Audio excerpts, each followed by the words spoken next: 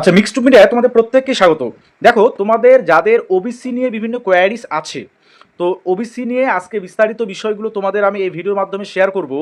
OBC নতুন certificate অ্যাপ্লাইয়ের ক্ষেত্রে তোমাদের দেখো যত ডকুমেন্টস লাগে, অর্থাৎ নতুন এসসি সার্টিফিকেট তৈরি, নতুন ওবিসি সার্টিফিকেট তৈরি বা এনসিএল সার্টিফিকেট তৈরি ক্ষেত্রে সমস্ত বা কী কী ডকুমেন্টস লাগে সেই রিলেটেড ভিডিও এর আগে আমি দিয়েছি।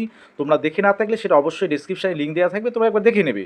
তো আজকে দেখো, তোমাদের এই ব্যাকওয়ার্ড ক্লাসেস ওয়েলফেয়ার ডিপার্টমেন্টের অফিসিয়াল ওয়েবসাইট সেটা কিন্তু এতদিন পর্যন্ত অফ ছিল। কেন? কারণ তোমরা জানো যে 2011 সালে পরবর্তী সময়ে যে সমস্ত রিজার্ভেশন সার্টিফিকেট ইস্যু করা হয়েছিল, তো সেগুলো রিভেরিফিকেশান চলছিল।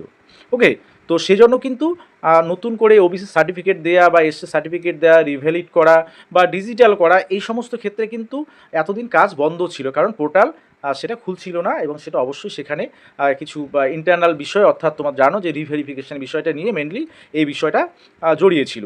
তো এখন সেই পোর্টালটা কিন্তু আবার চালু হয়েছে এবং আজ থেকে অলরেডি তোমাদের ওবিসিদের ক্ষেত্রে যে রিভ্যালিডেশন, সেটা বা তোমাদের নতুন ওবিসি তৈরি করা বা এনসিএল তৈরি করা, সেটা স্টেট লেভেল বা সেন্ট্রাল লেভেল এনসিএল, সমস্ত কিছু কিন্তু আবেদন প্রক্রিয়া ইতিমধ্যে শুরু হয়ে গেছে। তো কী কী ডকুমেন্টস লাগবে সেক্ষেত্রে এনসিএল এর ক্ষেত্রে বা কীভাবে তোমরা অনলাইন অ্যাপ্লিকেশনটা করবে, তো সেটা আমি আজকে ভিডিওর মাধ্যমে দেখে দিচ্ছি। ওকে, তো অবশ্যই ফার্স্ট টাইম তোমরা যারা আছো চ্যানেলটি সাবস্ক্রাইব করবে, ভিডিওটা একটু শেয়ার করবে।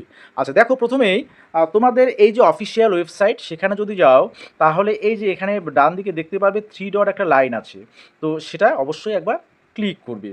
তো দেখো, সেটা যদি সেখানে যদি আমরা ক্লিক করি তাহলে কীরকম আসে, তোমাদের এই পোর্শনগুলো আসবে, অর্থাৎ এসসি এসটি রিলেটেড তোমরা যাদের কোয়ারিস আছে সেখানে ক্লিক করবে। ইডাব্লিউসির জন্য এটা ব্যাকলগ সার্টিফিকেট, যারা তোমরা ম্যানুয়ালকে ডিজিটাল করবে, ম্যানুয়াল সার্টিফিকেটটাকে ডিজিটাল করবে, এখান থেকে অ্যাপ্লাই করতে পারবে ব্যাকলগ সার্টিফিকেট। ওবিসি রিলেটেড যাদের কোয়ারিস তারা ওবিসিতে ক্লিক করবে। আচ্ছা, এখানে যদি তোমরা ক্লিক করো তাহলে দেখবে এখানে যাবতীয় তথ্যগুলো, অর্থাৎ যাবতীয় যে কোন কোন জিনিসগুলো তোমরা করতে চাও সেগুলো কিন্তু এখানে দেওয়া আছে। First of all, apply for fresh OBC বা state level state OBC NCL, তোমরা যারা অ্যাপ্লাই করতে চাও এখান থেকে ক্লিক করে অ্যাপ্লাই করতে পারবে। ওকে, এই যে প্রথমের উপরের যে অপশনটা সেখান থেকে। আচ্ছা, সেকেন্ড কি বলছে, apply for central OBC NCL, central OBC NCL যারা অ্যাপ্লাই করবে তারা হচ্ছে সেকেন্ড যে অপশনটা সেখানে ক্লিক করবে। এডিট অ্যাপ্লিকেশান, অনেকে তোমরা বলেছিলে যে অ্যাপ্লিকেশান করতে গিয়ে ভুল হয়েছে, তাহলে এডিট অ্যাপ্লিকেশান এখান থেকে করতে পারবে। তারপর অ্যাপ্লিকেশান চেক করতে পারবে, হ্যাঁ, তারপরে হচ্ছে তোমার সার্টিফিকেট চেক করতে পারবে, হ্যাঁ, তারপর এই বিষয়গুলো থাকছে। তো ডাউনলোড সার্টিফিকেট সেগুলোর অপশান আছে। তো অ্যাপ্লাই, প্রথম অপশানটা আমরা যাই apply for fresh OBC state OBC NCL, তাহলে এখানে যদি আমরা ক্লিক করি তাহলে দেখো কি বিষয়গুলো আসে। তাহলে এখানে অ্যাপ্লিকেশানের ক্ষেত্রে দেখো তোমাদের ইতিমধ্যে এখানে কি কি বিষয় থাকছে। তো application form for OBC certificate, নতুন যারা ওবিসি সার্টিফিকেট তৈরি করতে চাও তাদের ওবিসি সার্টিফিকেট অ্যাপ্লিকেশান এখান থেকে করতে হবে। এবার প্রশ্ন হচ্ছে, কারা তোমরা ওবিসি, যাদের ওবিসি সার্টিফিকেট নেই তারা তো নতুন করে তৈরি করবে, এবং যাদের আছে বা তোমাদের ভ্যালিড বা রিভ্যালিড করা যাই থাকুক না কেন, তোমাদের এনসিএল কিন্তু মাস্ট। এনসিএল ছাড়া তোমরা কিন্তু কোনো ধরনের কোনো সুবিধা তোমরা পাবে না, সেটা চাকরির ক্ষেত্রেই হোক বা তোমাদের অ্যাডমিশনের ক্ষেত্রেই হোক।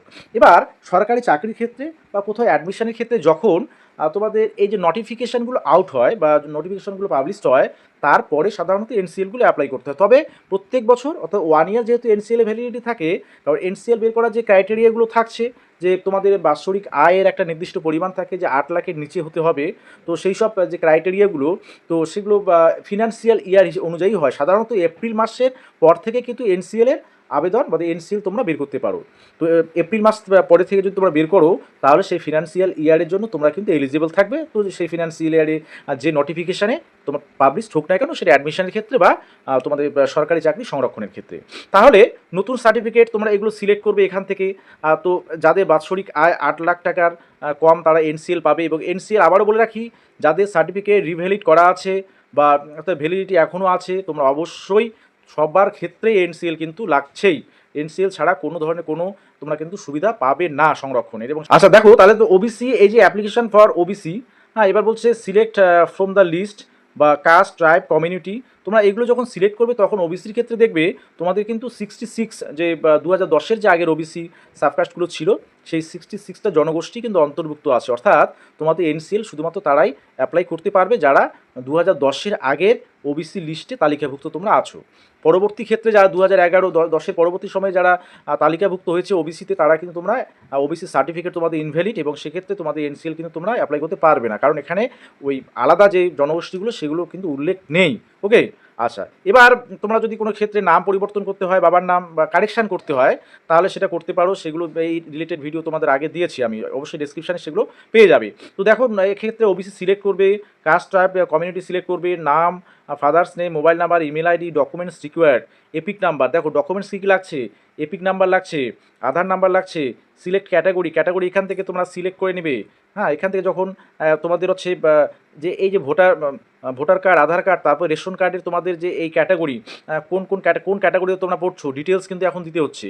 আচ্ছা, এটা তোমাদের যদি দেওয়া হয়ে যায়, তারপরে দেখবে খাদ্যসাথী নাম্বার, সেটা তোমাদের দিতে হবে, date of birth, present address, district, police station, GPO তোমাদের ঠিকানাটা ডিটেলস দিয়ে, nationality, religion, gender, income certificate. এই দেখো ইনকাম সার্টিফিকেট তোমাদের কিন্তু যে এসডিও বা বিডিওর কাছ থেকে যে ইনকাম নিতে হয় এনসিএলের জন্য, সেটা দরকার আছে।